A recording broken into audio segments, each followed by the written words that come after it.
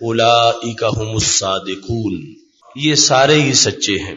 سب صحابہ صادق ہیں، سب پر صادق کا لفظ بولا گیا، مگر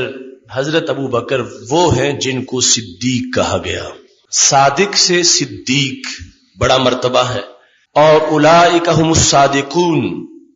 یہ رب ذوالجلال کی طرف سے جو اعلان تھا،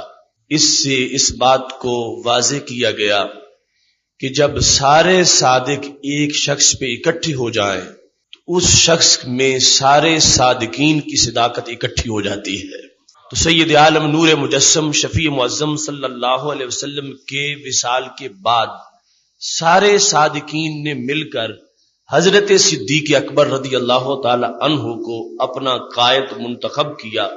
اور اپنا لیڈر بنا لیا، اور اس بنیاد پہ بنایا کہ جب رسول اللہ صلی اللہ علیہ وسلم نے ان کو ہمارے مسلح کا لیڈر بنایا ہے تو ہم نے ان کو دنیا کا بھی لیڈر بنا لیا۔ تو اتنے صادقین کا جس شخص پر اتفاق ہو جائے تو وہ شخص خود محض صادق ہی نہیں ہوتا بلکہ صدیق اکبر ہوتا ہے۔